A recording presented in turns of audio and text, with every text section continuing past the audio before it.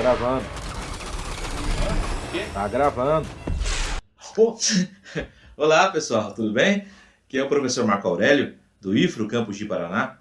Prontos para a nossa aula de hoje? Hoje falaremos sobre energia. Então, esse vídeo ficou um pouco longo. Sei que muita gente não gosta muito de vídeo longo. Ah, o vídeo do professor é tão longo que parece o Senhor dos Anéis. Ah, o vídeo professor é tão curto que parece vinheta do Jequiti. Toda hora tá alguém reclamando. Mas para você não reclamarem tanto, é só você clicar na descrição do vídeo aqui no YouTube e lá já tem o tempo exato naquilo que você quer estudar. Se você quer ver trabalho, se você quer ver potência, se quer ver fonte de energia ou diretamente energia. Tudo bem? Vamos para a aula! E o tema da nossa aula de hoje é energia. E quando eu falo de energia, você vai pensar em energia elétrica, energias renováveis, como energia solar e a eólica. Pensa em energias, muita gente acha que é perigosa, que é energia nuclear. Alimentos que nos fornecem energia. E algumas pessoas vão até pensar no esoterismo, né? As boas energias. Mas afinal de contas, o que é energia? Antes de definir, vamos pensar em coisas que produzem movimento. Por exemplo, reações químicas produzem movimento. É só você lembrar, por exemplo, o motor de um carro. A combustão acontece assim. O combustível entra numa câmara, ele é comprimido, depois recebe uma faísca, e aquilo movimenta as peças no interior desse motor. É uma reação química.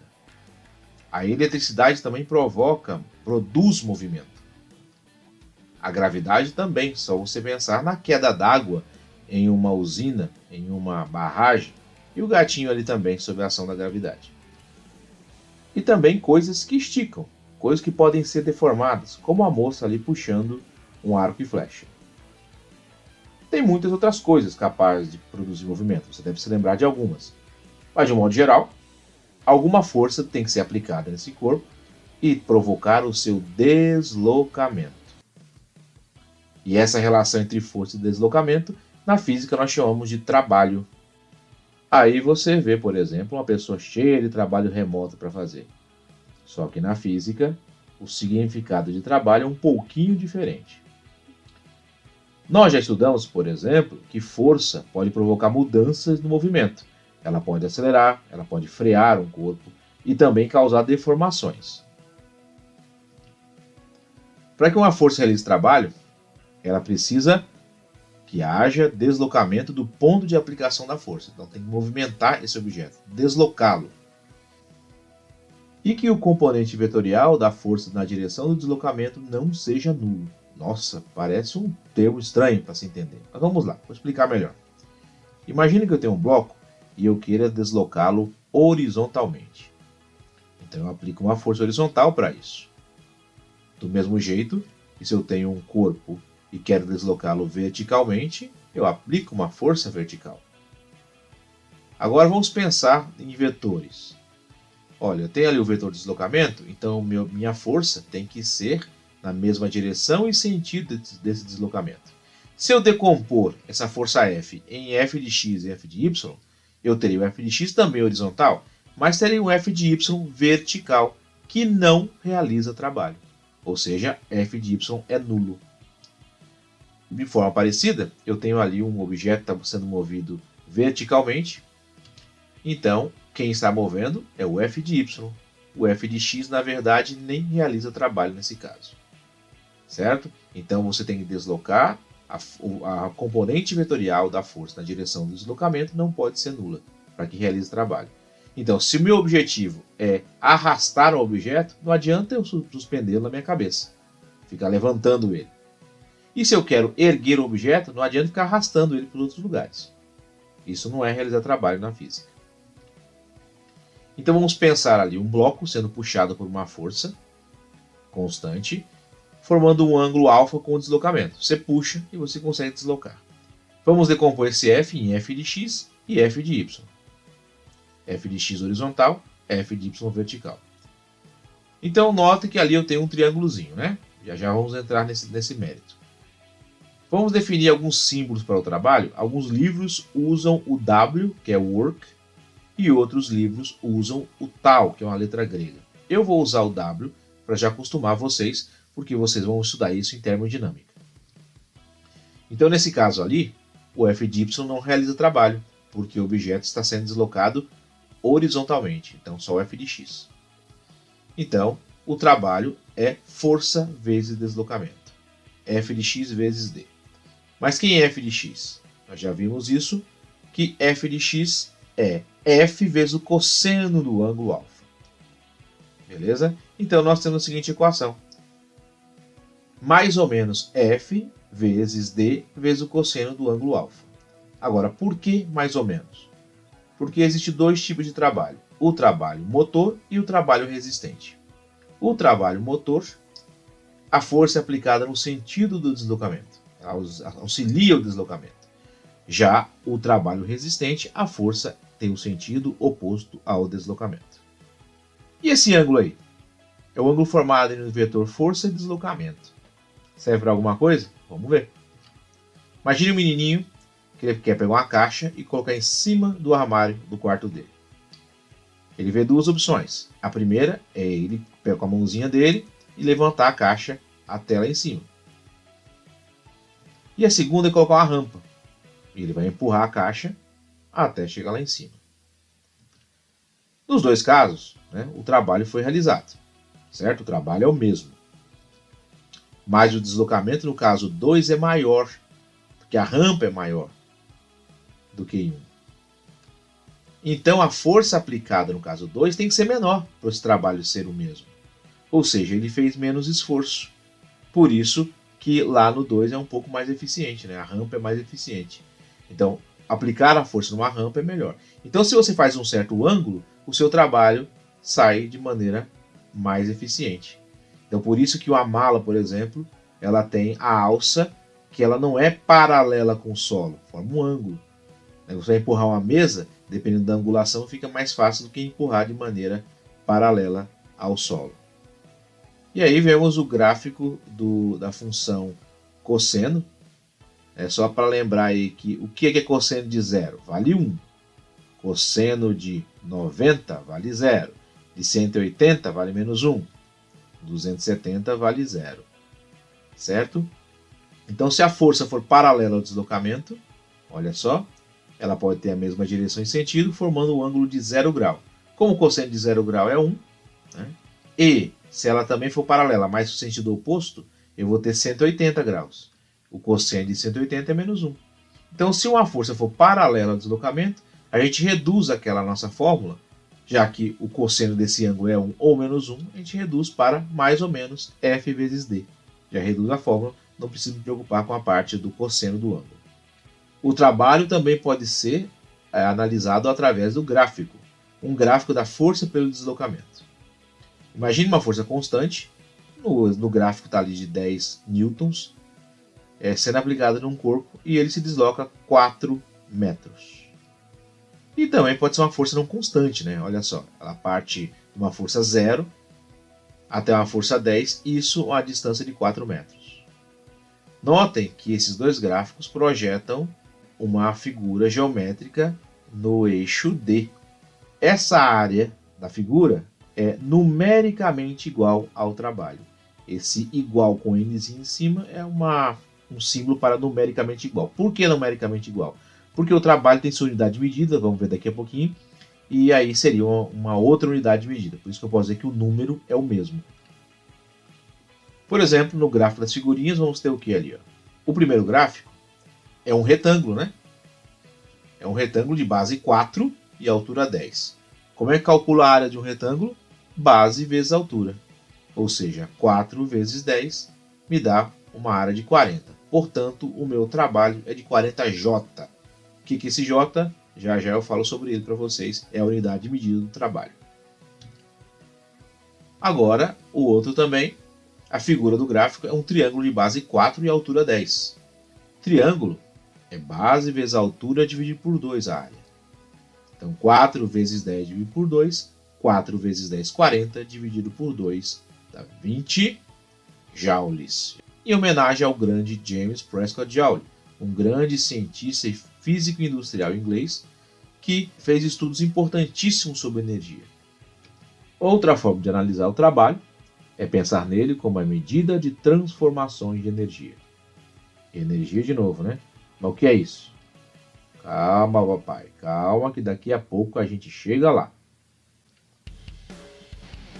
Tem ali um carrão. Que carrão que é esse? É o Dodge Viper. Do ano de 2021, lançamento, hein?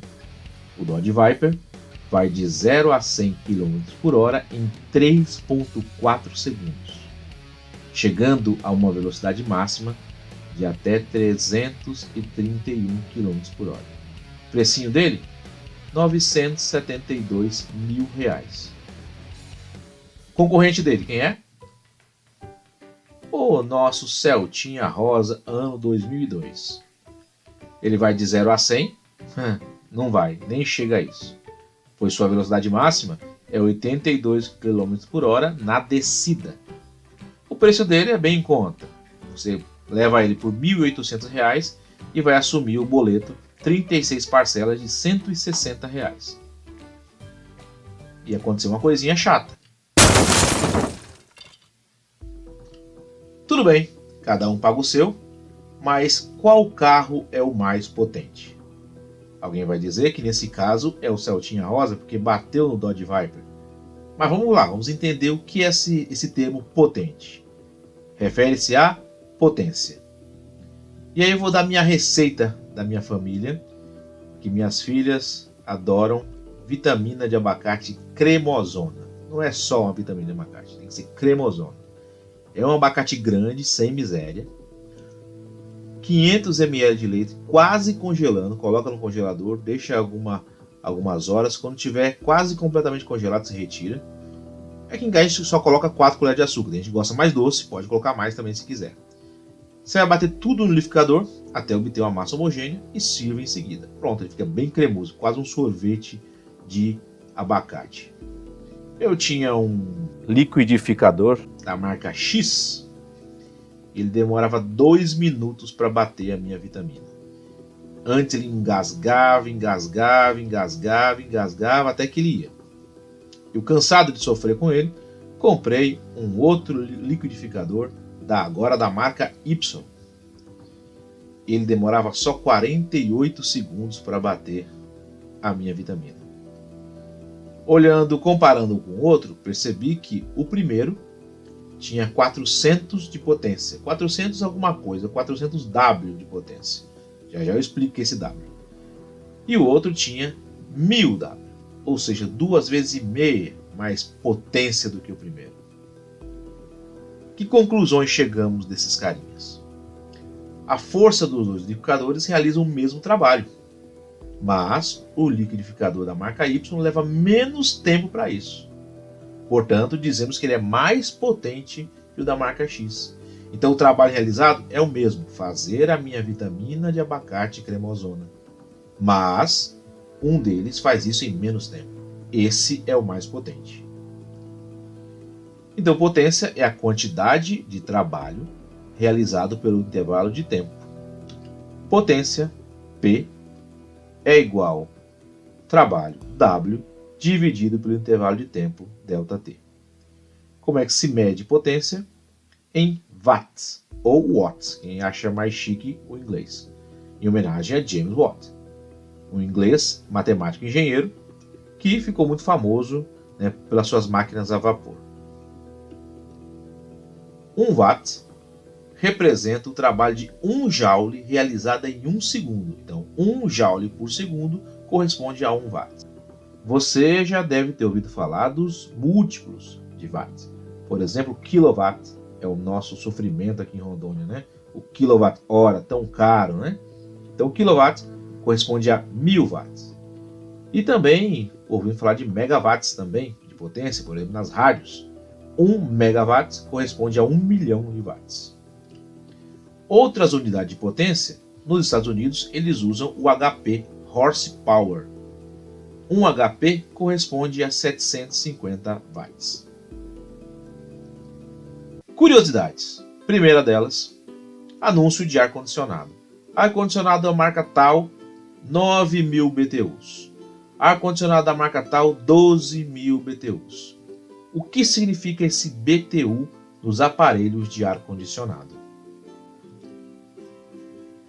BTU é uma sigla em inglês para British Thermal Unit, Unidade Térmica Britânica. Unidade mais usada para medir a potência de refrigeração de um ar-condicionado. Para calcular a potência ideal de um ar-condicionado, vamos fazer o seguinte.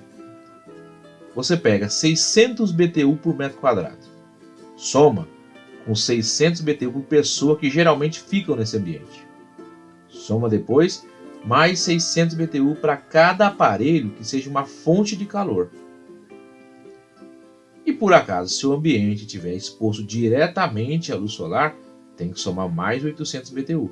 Aí você sabe qual a potência de aparelho que você precisa. Vou dar um exemplo. Bem fictício, né?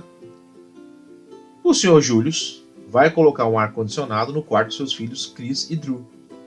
O quarto tem 12 metros quadrados e tem um abajur que passa a noite toda ligado. Como eu disse, o exemplo é meramente fictício. Até parece que o Julius iria colocar um ar-condicionado no quarto dos meninos e ia deixar um abajur passar a noite toda ligado. Muito bem, ou seja, se tem 12 metros quadrados, vou multiplicar 600 por 12. Somar com duas pessoas, o quarto é para os 2 garotos, 600 vezes 2.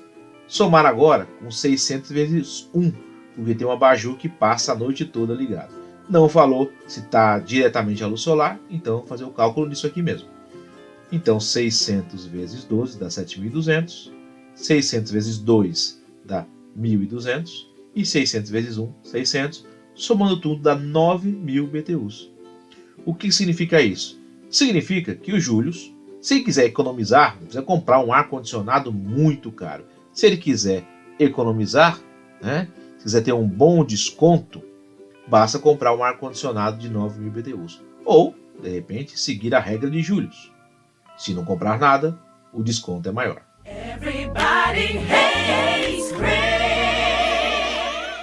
Segunda curiosidade. Por que podemos afirmar que um carro é mais potente que o outro? No caso de uma força constante, na mesma direção e sentido do deslocamento, nós temos o quê? Potência é trabalho sobre tempo. Nós sabemos que trabalho é força vezes deslocamento. E aí voltamos a um assunto bem facilzinho, que éramos felizes e não sabíamos.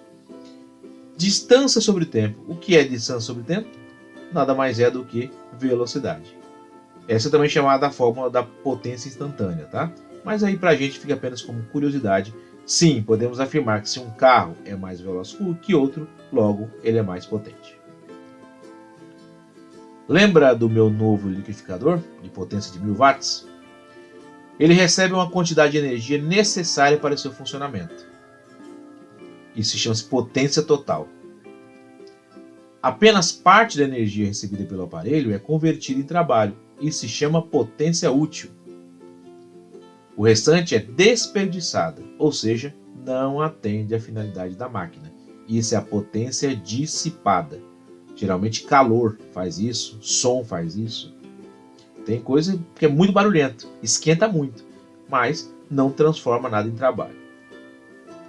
A grandeza que informa o quanto de energia é aproveitada por uma máquina é o rendimento, representada por essa letra grega chamada Ni. Então o rendimento é a potência útil dividido pela potência total.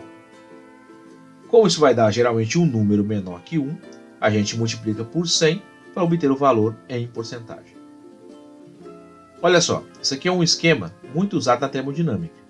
Então, chega energia total num sistema. O que é um sistema? Pode ser qualquer máquina, qualquer coisa.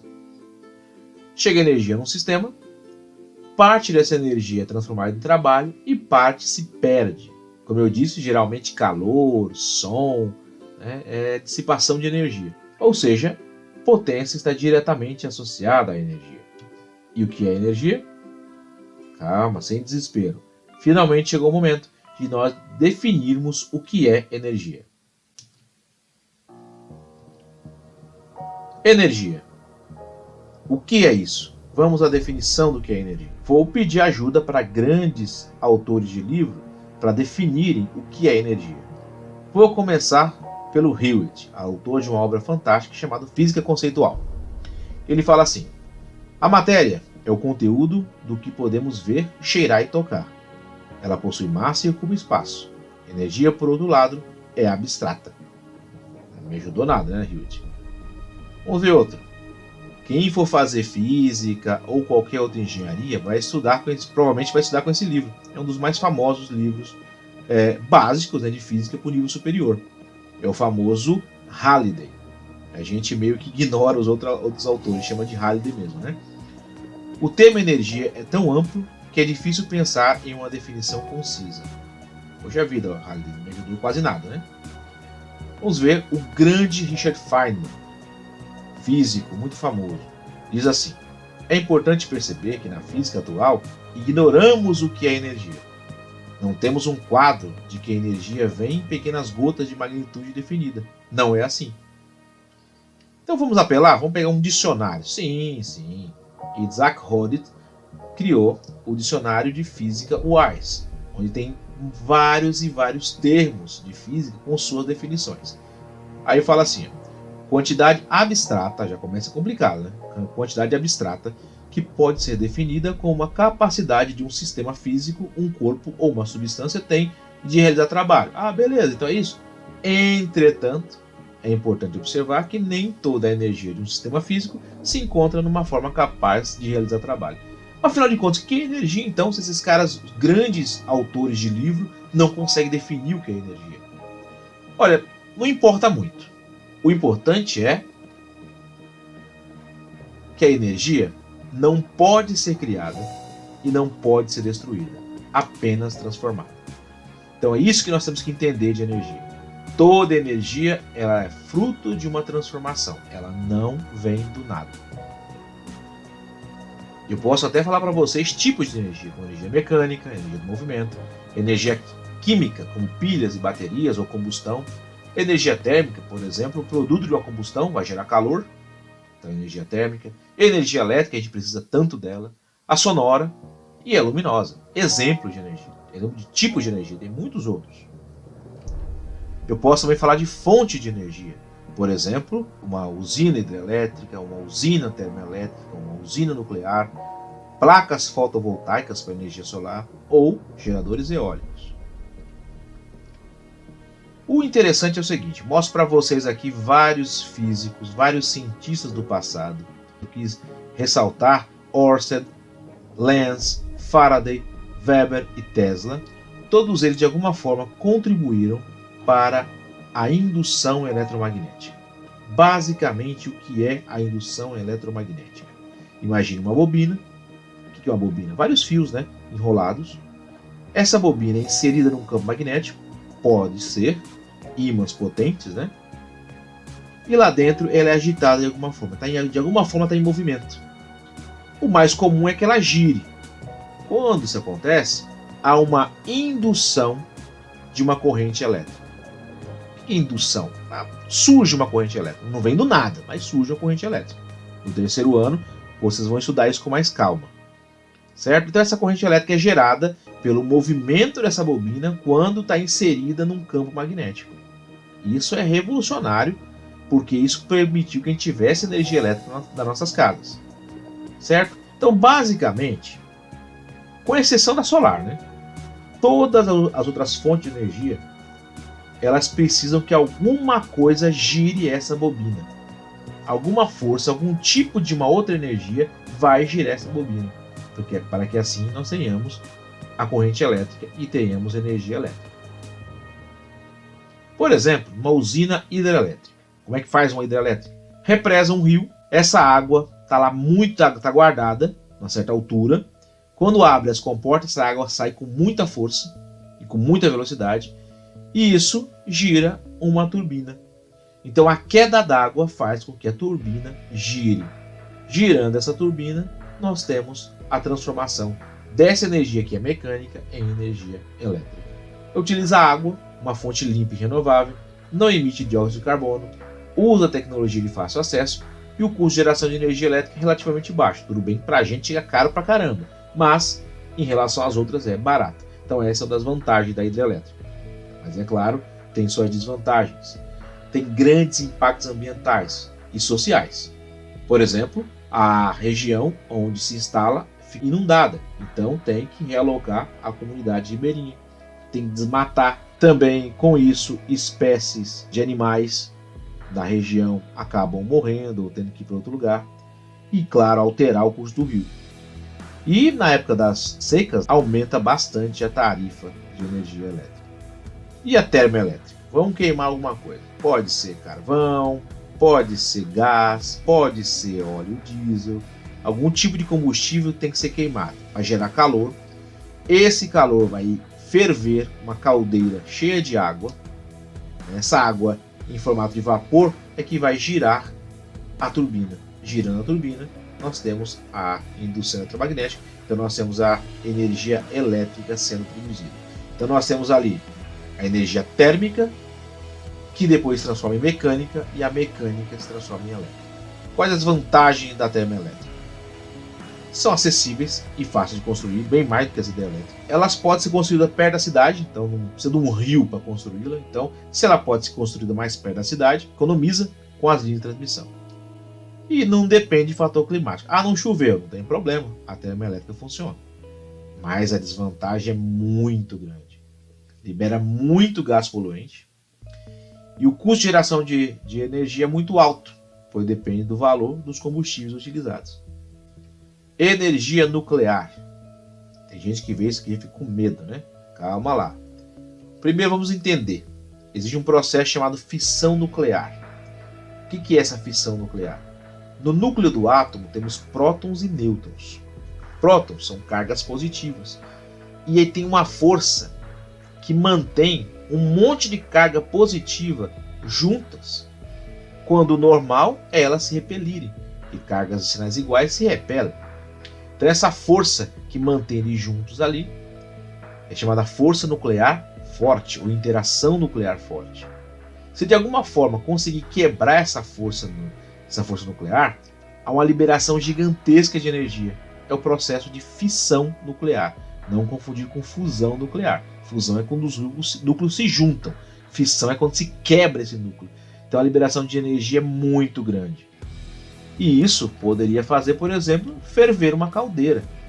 Ferve uma caldeira, o vapor gira uma turbina, e essa turbina nós temos energia elétrica. Então nós temos uma energia nuclear, uma energia nuclear que se transforma em térmica, a térmica em mecânica, a mecânica em elétrica. Vantagens: o combustível nuclear é mais barato que o petróleo. A área para a construção de uma usina nuclear é pequena.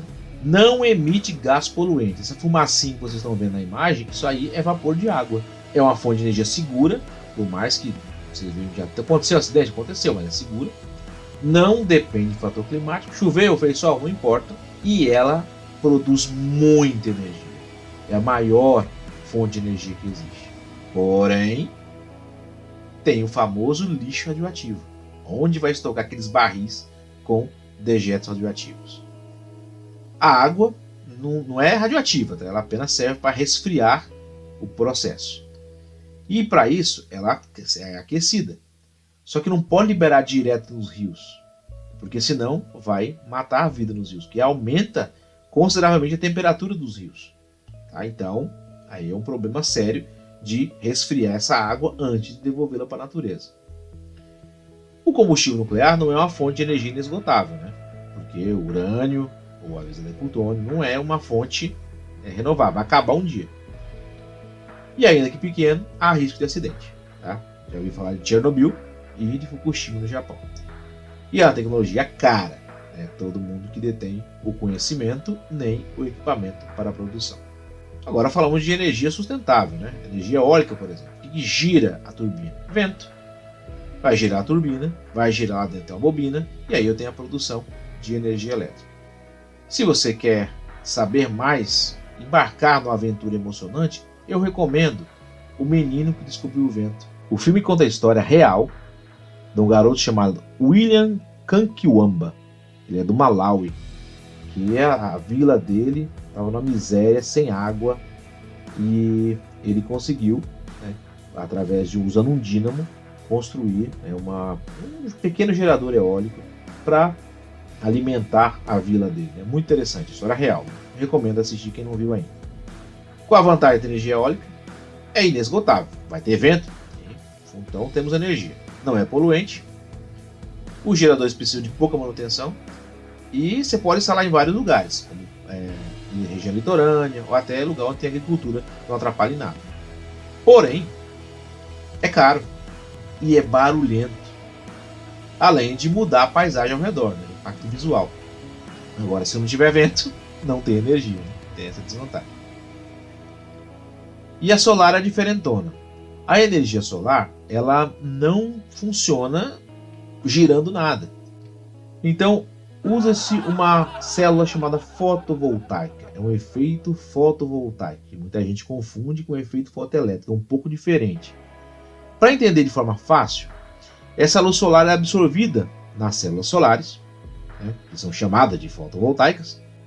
As partículas, né, da luz solar, chamadas de fótons, elas entram em contato com essa placa, elas arrancam alguns elétrons nessa placa, né, e aí isso gera uma corrente elétrica. E aí isso pode, né, carregar uma bateria, no caso dos sistemas que são criados, alimentar até a rede elétrica de uma certa região.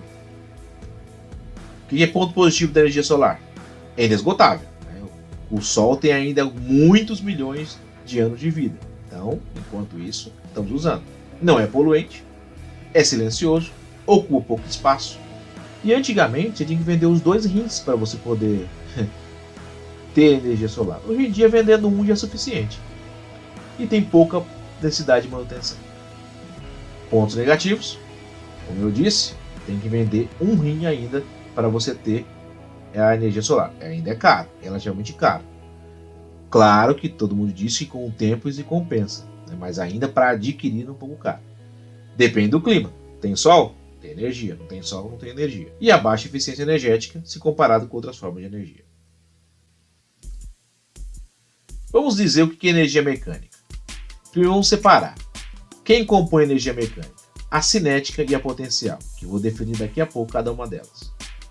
A potencial também tem suas subdivisões. Ela é dividida em potencial gravitacional e potencial elástica. Vamos falar da cinética. Energia cinética é chamada a energia do movimento. Matematicamente, podemos calcular a energia cinética, EC, de um corpo de massa m, deslocando-se a uma velocidade v por meio dessa equação aqui. Certo? Energia cinética é 1 meio de mv². Poderia ser escrito de outra forma, poderia ser m vezes v² sobre 2 também. Energia também é medida em joules, tá? Não é a mesma coisa de trabalho, porém a unidade de medida é a mesma. Relação entre trabalho e energia cinética. Imagine um corpo de massa m, que ele está lá no ponto A, ele passa no ponto A com a velocidade v de A. Ele se desloca até o ponto B, tá, por meio da ação de uma força, vamos chamar de força resultante, tá, porque é a resultante de várias forças que atuam nele. Essa força resultante é constante e faz que o corpo se desloque do ponto A para o ponto B. Passa no ponto B com a velocidade chamada v de B.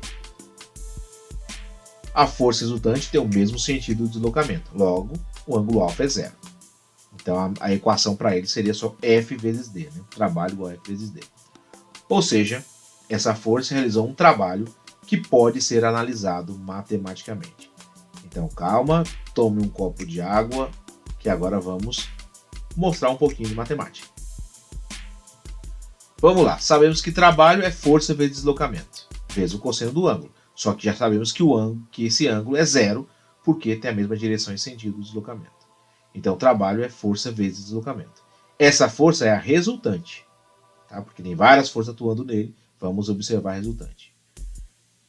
Como é que eu determino esse deslocamento? Vamos observar esse D através da equação de Torricelli, a boa e velha cinemática. V ao quadrado igual a V0 ao quadrado mais 2A vezes ΔS. Lembrando, V é velocidade final, V0 é velocidade inicial, a aceleração e ΔS é o deslocamento. Então, vou substituir justamente o ΔS por D. Beleza. A velocidade final é quando ele passa pelo ponto B e a inicial quando ele passa por A. Portanto, se eu fizer a matemática, eu pegar o V de A ao quadrado, passar para o primeiro membro, ele vem negativo. Beleza, isso aqui é 2A vezes D. Se eu passar o 2A para o outro lado dividindo, então eu tenho V de B ao quadrado menos V de A ao quadrado dividido por 2A. Isso é D. Temos outro detalhe, em amarelo ali, ó, força resultante. Aprendemos que força resultante é igual a massa vezes a aceleração. Beleza. Jogar tudo na mesma equação, substituindo agora. Vou colocar o D em vermelho entre parênteses, porque tem muito número, para não me confundir, coloquei ali. Então legal, então eu posso agora simplificar esse A e esse A. Beleza. Eu tenho M que multiplica V de B ao quadrado menos V de A ao quadrado sobre 2. Se eu aplicar, vou fazer o seguinte, vai ficar bonito, eu vou pegar esse 2, vou colocar ali como 1 meio. Então, dividir por 2 ou multiplicar por 1 meio é a mesma coisa. Né? Todo mundo sabe disso, né? Beleza. Então eu coloquei 1 meio de M, que multiplica VB ao quadrado menos VA ao quadrado. Vou fazer uma distributiva aqui, esse vezes esse, e esse vezes esse. Ficou o quê? 1 meio de M vezes VB ao quadrado menos 1 meio de M vezes VA ao quadrado. Mas nós acabamos de aprender que energia cinética é 1 meio de M vezes V ao quadrado. Ou seja, eu terei nessa primeira parte da equação uma energia cinética de B e do outro lado uma energia cinética de A. Logo, o trabalho é a energia cinética de B menos a energia cinética de A. Nós chamamos isso de variação da energia cinética. A energia cinética final menos a inicial. Isso se chama teorema da energia cinética. Tá? Então se acalma, eu estou apenas demonstrando, a gente precisa entender essa equação ali. Ó. W igual a variação da energia cinética.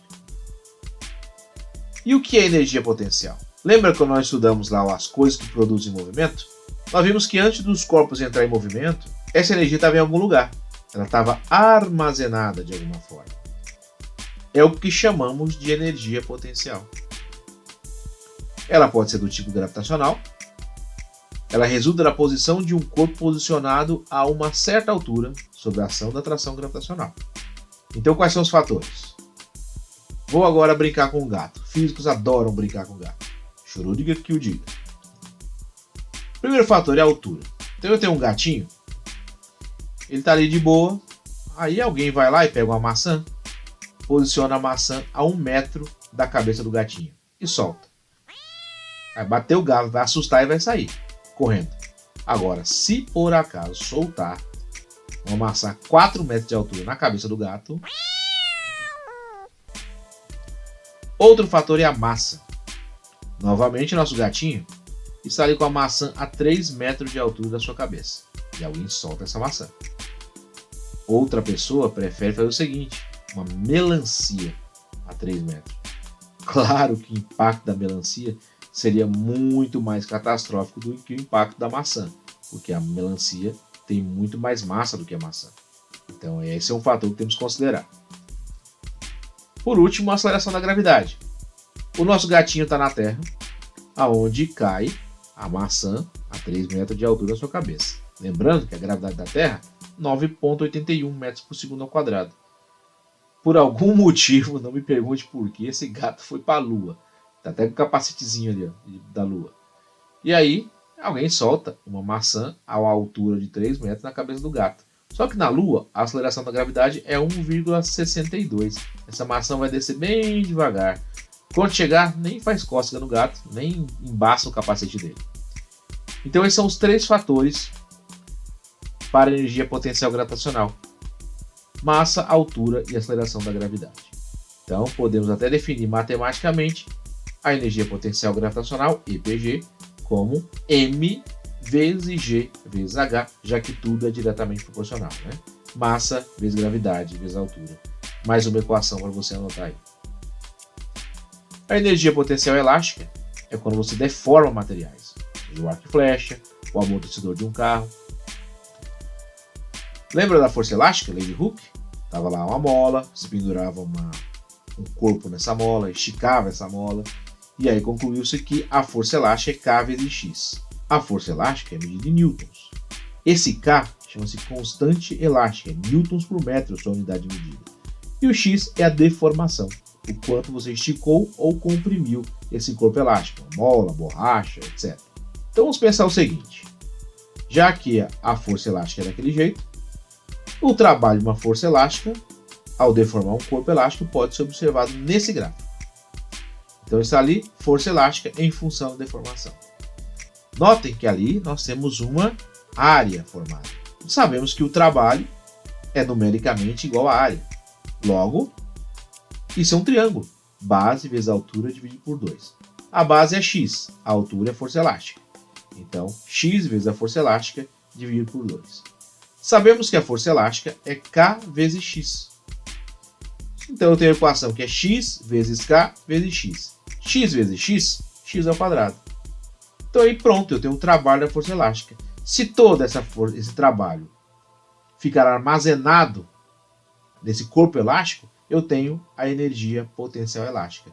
K vezes x ao quadrado sobre 2. Anota aí no cantinho também essa equação.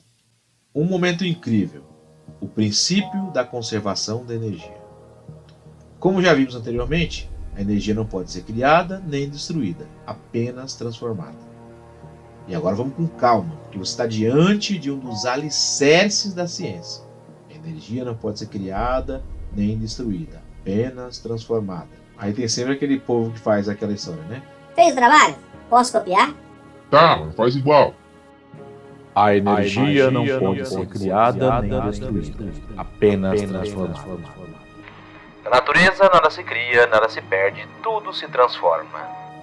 Claro que é uma brincadeira, né? Lavoisier teve um papel muito importante para a ciência, principalmente para a química. Fica aí apenas uma brincadeira, mas que é muito parecido enunciado. Ah, isso é mesmo. Vamos pensar o seguinte. Uma usina hidrelétrica. Está lá a barragem. Essa é a usina hidrelétrica. Como eu disse para vocês, tem que represar a água de um rio. Está represada a barragem de uma grande altura.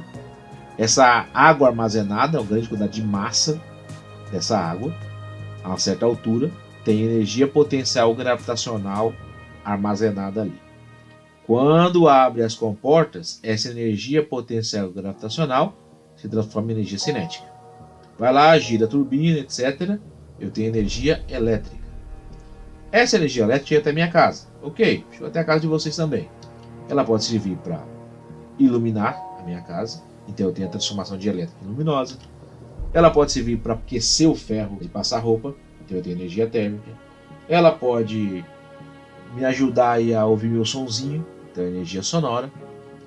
E também, olha que curioso, pode ligar o ventilador. Então a energia elétrica se transforma em cinética. Então esse é um exemplo de transformações de energia. O que vem a ser forças conservativas? É quando o trabalho dessas forças não depende da trajetória. Imagine uma mola. Sobe e desce, sobe e desce. Imagine que ela vem do ponto A até o ponto B. Isso a gente chama de X, né, que é a deformação da mola. Nessa mola, o trabalho será a variação da energia potencial elástica para qualquer trajetória, ou de A para B ou de B para A. Não importa. Então o trabalho é o mesmo. Olha que interessante essa imagem. Uma pessoa, um mágico, uma atração de um circo, está lá no alto de uma torre e ele pula para mergulhar num balde. Lá em cima, calculou-se que a energia potencial é de 10.000 joules. Mas por que a cinética é zero? A cinética é zero porque ele não está em movimento. E aí ele cai. Vai, daí chega no solo. Quando ele chega no solo, a energia potencial é zero, porque a energia potencial gravitacional depende da altura. Então ele está no nível do solo, não tem altura. Mas a cinética é a máxima, é 10.000. E note que não importa em qual local ele esteja, a soma da energia potencial com a cinética dá 10.000 joules. Isso é uma ideia de força conservativa. E note também a transformação. À medida que a energia potencial vai diminuindo, a cinética vai aumentando. Por quê? Porque a velocidade dele vai aumentando. Então lá em cima era 10.000 e zero. Na primeira etapa, a potencial é 7.500, a cinética é 2.500. Chegou num ponto, na metade da trajetória, que empatou. E depois a cinética foi deixando para trás até zerar a potencial. A menininha jogou a bola para cima. O que acontece quando joga a bola para cima? Ela aplica uma velocidade nessa bola e ela sobe. Então vamos supor que no momento que ela jogou a bola, a energia cinética é de 20 joules. Mas a potencial é zero porque eu vou tomar a mão da menina como referência. Então está aumentando a energia potencial gravitacional. Por quê? Porque a altura está aumentando. Ele joga para cima. Quando joga o objeto para cima, depois de um certo tempo ele para. Quando atinge a altura máxima, ele para. Beleza, ele parou lá no alto. Lá em cima, a energia potencial gravitacional é a máxima, mas a cinética é a mínima. A cinética é zero, porque ele dá uma paradinha antes de descer. Mas, se eu somar a potencial gravitacional com a cinética em todos os pontos, eu vou ter uma energia mecânica de 20 joules. Nesse caso, à medida que a cinética vai diminuindo, a potencial vai aumentando. Mas eu também tenho as forças dissipativas, também chamadas de não conservativas. Aí o trabalho depende da trajetória. Imagine que eu tenho um bloco de gelo, vamos pensar no atrito. Então, o bloco de gelo, eu quero mover ele numa trajetória que é um triângulo. Eu posso ir de A para B, dá 5 metros, olha o Pitágoras aí, né? Ou posso fazer de A, C, B. Se eu movo ele numa pista de gelo, vamos considerar sem atrito. Apesar de ter atrito, vamos pensar que é sem atrito. O que vai acontecer? Se eu for de A para B direto, ou A, C, B, não faz diferença. O trabalho da força de atrito é zero. Então, é o mesmo. Agora, se eu penso no mundo real, no piso de concreto, arrastar esse bloco de gelo no piso de concreto faz toda a diferença. Se eu fizer o caminho menor, eu vou gastar menos desse gelo. Então imagine que eu vou de A para B 5 metros diretão, até derreter um pouquinho do gelo. Agora, se eu for de A, C, B, de A para C já derreteu um pouco, e de C para B acabou de derreter quase todo o gelo. Certo? Nesse caso, aí é uma diferença considerável.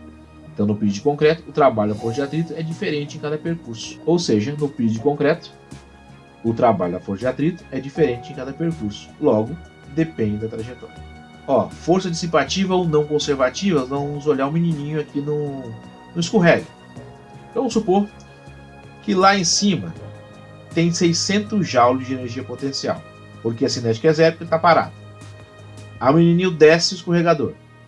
Num certo ponto, ele tem 400 para potencial e 100 para cinética. Beleza. Mas peraí, lá em cima tinha 600 mais 0, dá 600. Mais 400 mais 100 só dá 500. E já chegando perto ali, ó, mais ou menos na metade, na verdade, 200 e 200. Mas peraí, dá 400, já perdeu 200 em relação ao inicial. E lá no fim, onde a potencial é 0, que está no solo, só dá 300. Como é que explica isso? É simples. A energia não se perdeu. Ela foi transformada em outro tipo de energia, principalmente térmica e sonora.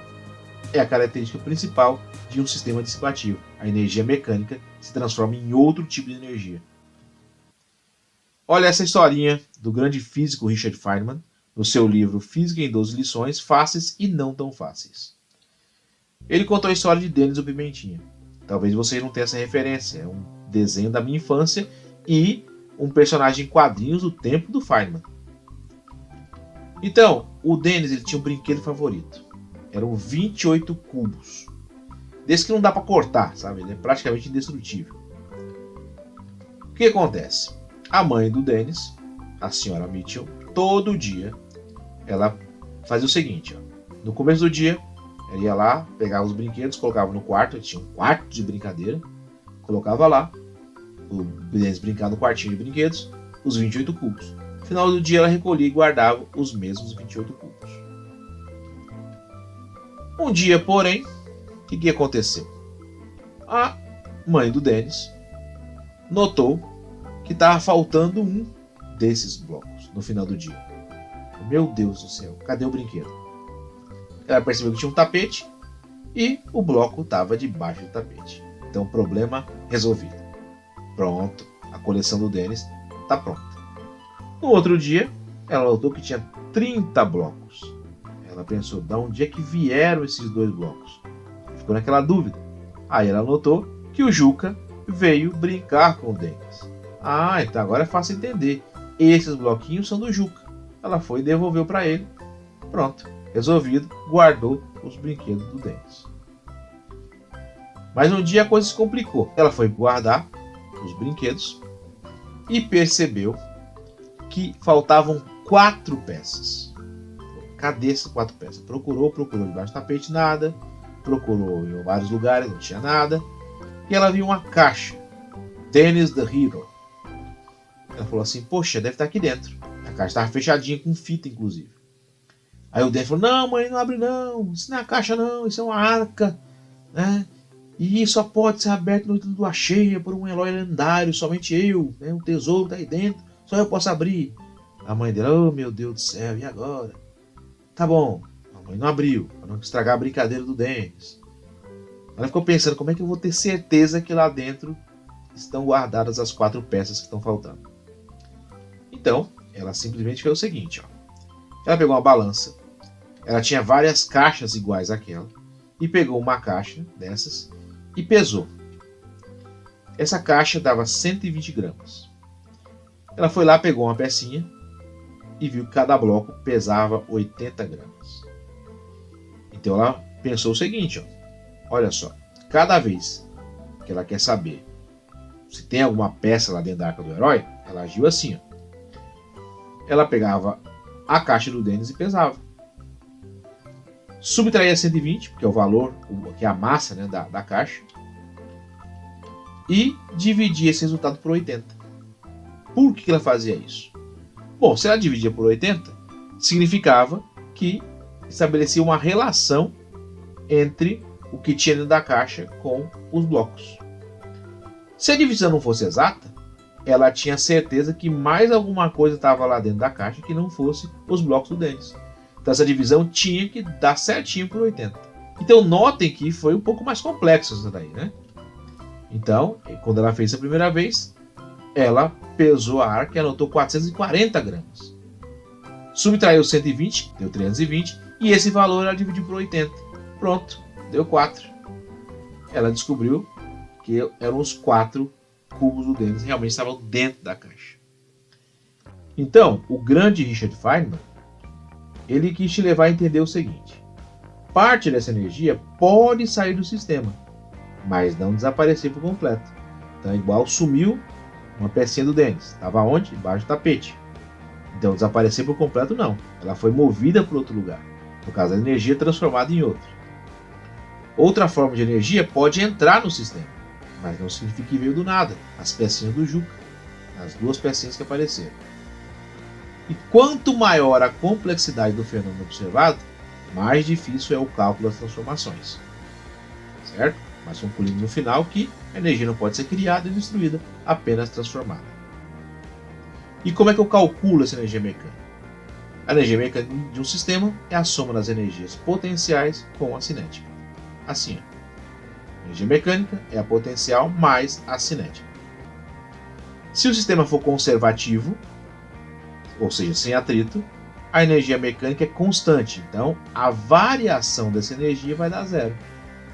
E aí eu posso dizer o seguinte, que a energia mecânica inicial é igual à energia mecânica final. Muito importante isso.